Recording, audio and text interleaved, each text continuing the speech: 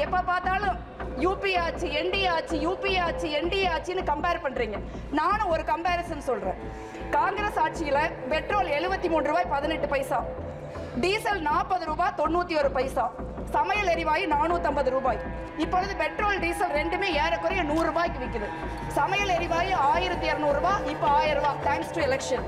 Petrol diesel மீதான கலால் வரி எக்ஸைஸ் டியூட்டி 250 மடங்கு உயர்த்தப்பட்டுள்ளது. It's rice 250%. Jayachandran Gold and Diamonds, now at Palikatnai. हाँ बोल दिया, मैंने बोला उसको नहीं बैठ कर दूर से.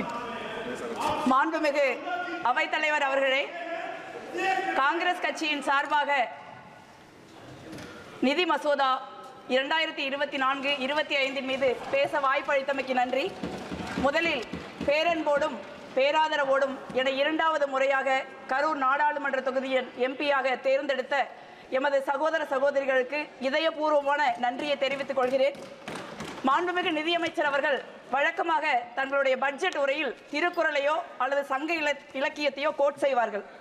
இந்த முறை திருக்குறளையும் சங்க இலக்கியத்தையும் மறந்ததோடு தமிழ்நாட்டையும் மறந்து விட்டார்கள். தமிழ்நாட்டிற்கு நியாயமாக தர வேண்டிய நிதியையும் அவர்கள் வழங்கவில்லை.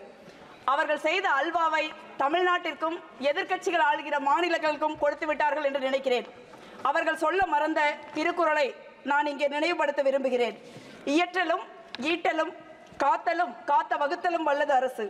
பொருள் வரும் வழிகளை மேன்மேலும் இயற்றலும் வந்த பொருட்களை சேர்த்தலும் காத்தலும் காத்தவற்றை சமமாக வகுத்து செலவு செய்தலும் வல்லவன் அரசன். ஒரு அரசாங்கம் பொருள் ஈட்டுவதற்கு பல வழிமுறைகள் உள்ளன. அதில் முக்கியமானது ஒரு வரி.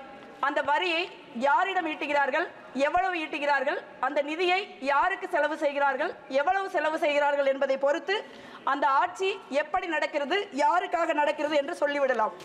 பெரும் முதலாளிகள், வெளிநாட்டு தொழில் நிறுவனங்கள், பெரும் பணக்காரர்கள் இவர்களிடம் அரசு அதிக வரி ஈட்டலாம். தொழில்கள், வேலை வாய்ப்புகள் உருவாக்கப்பட்டால் வரி வருமானம் பெருகும்.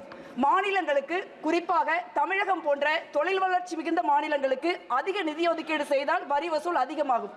இதைத்தான் காங்கிரஸ் தலைமையிலான யூபி அரசு, ஐக்கிய முன்னணி அரசு செய்தது. ஆனால் நீங்கள் என்ன செய்து கொண்டிருக்கிறீர்கள்? பெருமுதலாளிகள், வெளிநாட்டு நிறுவனங்களை விட்டுவிடுகிறீர்கள். அவர்களுக்கு வரி சலுகைகளை அள்ளி கொடுக்கிறீர்கள். ஒரு இரக்கமற்ற கொள்ளைக்காரனை போல சாதாரண ஏழை எளிய நடுத்தர மக்களை அடித்து பிடுங்குகிறீர்கள். அதற்கு பெட்ரோல் டீசல் சமையல் எரிவாயு ஒரு சரியான உதாரணம்.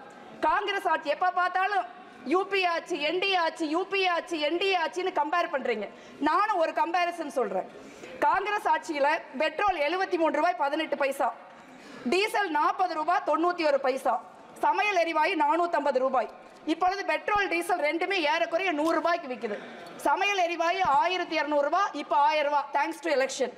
பெட்ரோல் டீசல் மீதான கலால் வரி எக்ஸைஸ் டியூட்டி 250 மடங்கு உயர்த்தப்பட்டுள்ளது. It's rice 250%. ஒரு லிட்டருக்கு ரூபாய் 9 ரூபாய் 48 பைசாவிலிருந்து 32 ரூபாய் 98 பைசாவாக உயர்த்தப்பட்டிருக்கிறது. டீசல் மீதான கலால் வரி 800% உயர்த்தப்பட்டிருக்கிறது.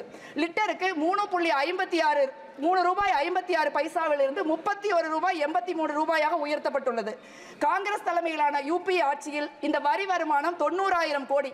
பாஜகவின் அமிர்த்கா லட்சேதியின் பொற்கால ஆட்சியில் 2.73 லட்சம் கோடி, 176% வரி அதிகரித்திருக்கிறது. ஒரு பான சோத்துக்கு ஒரு சோறு பதம். இதற்கு பெயர் பகல் கொள்ளை இல்லாம வேற என்ன?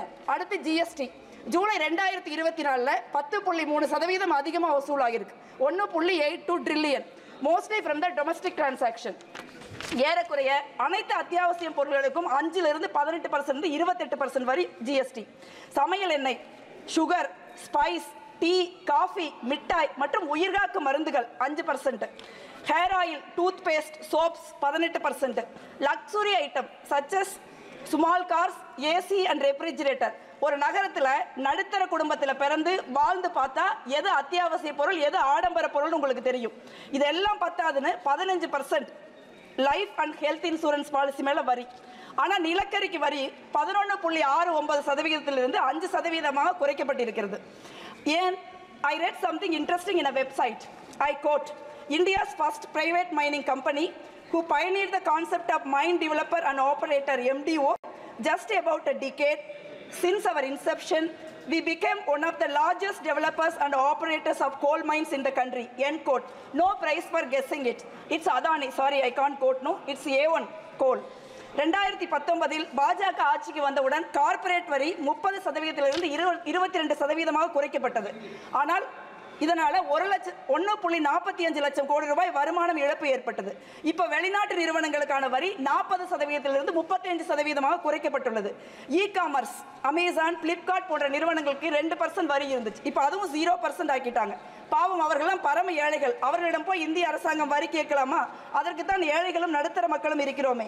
இதெல்லாம் வெறும் ட்ரெய்லர் தான். மொத்த படத்தையும் பார்த்தால் பாரதி சொல்வது போல நெஞ்சு பொறுக்காது. சாதாரண ஏழை மக்கள், நடுத்தர மக்கள் இவர்கள்ட்ட கொள்ளையடிச்சு என்ன செஞ்சிருக்கீங்க? 45 ஆண்டு காலமாக இல்லாத வேலை வாய்ப்பின்மையை உருவாக்கி இருக்கிறீர்கள். ILO report says India's youth accounted for 83% of the unemployed population in 2022. ஒரு நாட்டில் 83% இளைஞர்கள் வேலை இல்லாம இருந்தா இந்த இளைஞர்களின் எதிர்காலம் மட்டுமல்ல, இந்த நாட்டின் எதிர்காலம் இருண்டு போகும். அதை பத்திலாம் உங்களுக்கு கவலை கிடையாது. உற்பத்தி துறை இந்தியாவில் வேலை வாய்ப்பு உருவாக்குவதில் 2வது இடத்துல இருந்தது. இன்னைக்கு 4வது இடத்துக்கு போயிருச்சு. நான் கரூர்ல இருந்து வர்றேன். இந்தியாவில் 4th largest எக்ஸ்போர்ட். 2 லட்சம் பேருக்கு வேலை கொடுத்த எங்களுடைய நகரம் இன்று 50,000 பேருக்கு வேலை கொடுக்க திணறுது. Thanks to your GST. Make in India had set an ambitious target of 12 to 14% of manufacturing growth per annum. But what is the outcome? Average 5.8% growth since 2014. ஏன்? பாஜக மோடி ஆட்சியில் சிறு குறு நடுத்தர தொழில்கள் பேரழிவை சந்தித்து வருகின்றன. அரசாங்கம் தன் நண்பர்களான A1, A2 இருவருக்கும் நாட்டை விற்றுக் கொண்டிருக்கிறது. தொழில்துறைகள் வேலை கிடைக்காதவர்கள் விவசாய கூலிகளாக மாறுகிறார்கள். அங்கேயும் நீங்க 100 நாள் வேலையில கை வைக்கிறீங்க. 100 நாள் வேலையில பதிவு செய்திருக்கிற 6 கோடி மக்களுக்கு 100 நாளைக்கு வேலை கொடுக்கணும்னா 2.72 lakhs crores you have to allot. ஆனா நீங்க என்ன பண்ணிருக்கீங்க? 86,000 கோடி ரூபாய் அலாட் பண்ணிருக்கீங்க. குறைவான நிதி ஒதுக்கீடு காரணமா 4 மாதங்களுக்கு வேலை செஞ்ச மக்களுக்கு கூலி கொடுக்க முடியாத சூழல் உருவாகுது. அடுத்து விவசாயம். 2022 விவசாய வருமானத்தை இரட்டிப்பாக்குவோம்னு சொன்னீங்க. ஆனா 2019-20 4.97%, அதாவது 5% இருந்த பட்ஜெட் இன்னைக்கு 2.6% குறைஞ்சிருச்சு. 2018க்கும் 23க்கும் இடையில விவசாய அமைச்சகம் 1 லட்சம் கோடி ரூபாயை செலவிடாமல் திருப்பி கொடுத்திருக்கிறது. இந்த நிதியில நீங்க விவசாய கடனை தள்ளி இருக்கலாம், உள்கட்டமைப்பை ஏற்படுத்தி இருக்கலாம், ஆனா செய்ய மாட்டீங்க. இந்த நாட்டில் 1 மணி நேரத்திற்கு ஒரு விவசாயியோ அல்லது விவசாய கூலி தொழிலாளர்களோ தற்கொலை செய்து கொண்டிருக்கிறார்கள். இந்த ஆட்சியில் 50% விவசாயிகள் கடன் 2 மடங்கு ஆகி இருக்கிறது. அதே போல department of school education and literacy budget outlay reduced from 3.16 in 2013-14 to just 1.53% in 24-25. உங்களுக்கு மாணவர்கள் படிப்பு முக்கியமல்ல, புதிய கல்விக் கொள்கையை எங்கள் மீது திணிப்பதுதான் முக்கியம். ஆனால் ஒருபோதும் தமிழ்நாடு உங்கள் புதிய கல்விக் கொள்கையை ஏற்காது என்பதை நினைவில் கொள்ளுங்கள். தமிழ்நாடு பொது மருத்துவத்திலும் இந்தியாவிற்கு முன்னோடியாக உள்ளது. பெருந்தலைவர் Kamarajar, 1 minute, I'm going to wind up. பெருந்தலைவர் காமராஜர் 50 வருஷத்துக்கு முன்னே மதிய உணவு திட்டம் போட்டார். அதை காங்கிரஸ் அரசாங்கம் இந்தியா முழுவதும் அமல்படுத்தியது. இந்த தமிழ்நாட்டின் மாண்புமிகு முதலமைச்சர் அண்ணன் ஸ்டாலின் அவர்கள் காலை சாப்பாடு போடுறாங்க. இந்தியாவில் எங்கேயும் கிடையாது. அந்த மாதிரி திட்டங்களை நீங்க நிறைவேற்றுங்க. நாட்டில் இவ்வளவு பிரச்சனை இருக்கு, ஆனா உங்களுக்கு எது முக்கியம்? சாதி மதம். ஒரு எதிர்க்கட்சி தலைவரை, எனது தலைவர் ராகுல் காந்தியை பார்த்து என்ன சாதின்னு நீங்க கேட்கிறீங்க? அது நாடாளுமன்ற அவைக்குறிப்பில் இருந்து நீக்கப்படுகிறது. இந்தியாவின் மாண்புமிகு பிரதமர் ஒரு நரேந்திர மோடி அவர்கள் நீட்டப்பட்ட பகுதியும் சேர்த்து அந்த கேவலமான பேச்சை பெருமையோடு பொதுவெளியில் பயிர்கிறார். உங்களுக்கு எல்லாம் வெட்கமாக இல்லையா? Just 30 second madam, 30 second. உங்களுக்கு எல்லாம் வெட்கமாக இல்லையா? சாதிதான் ஒருவருக்கு அடையாளமா? உங்களுக்கு சாதி அடையாளம், ஆனால் எங்களுக்கு சமூக நீதி அடையாளம். உங்களுக்கு வெறுப்பு அடையாளம், எங்களுக்கு அன்பு அடையாளம். உங்களுக்கு பிரிவினை அடையாளம், எங்களுக்கு ஒற்றுமை அடையாளம். உங்களுக்கு மனநீதி அடையாளம், எங்களுக்கு மக்களாட்சி அடையாளம். அதை நிலைநிறுத்துகிற அரசியல் சாசனம் தான் எங்கள் அடையாளம். உங்கள் மனநீதி கொள்கை இந்த மண்ணில் ஒரு நாள் புதைக்கப்படும். அன்று எங்கள் சமூக நீதியின் கொடி உயர பறக்கும். நாங்கள் சாதிவாரி கணக்கெடுப்பை நடத்தி சமூக நீதியை நிலைவாட்டுவோம். அன்பான, அமைதியான, வளமான இந்தியாவை உருவாக்குவோம். யாரை பார்த்து நீ என்ன சாதி என்று கேட்டீர்களோ, யாரை பார்த்து அஞ்சு நடுங்குகிறீர்களோ, இன்றைய எதிர்க்கட்சி தலைவர், நாளைய பிரதமர் என தலைவர் ராகுல் காந்தி அந்த திருப்பணியை தலைமையேற்று நடத்துவார். அன்று இந்தியா வெல்லும். நன்றி. Jayachandran Gold and Diamonds, now at Palikatnai.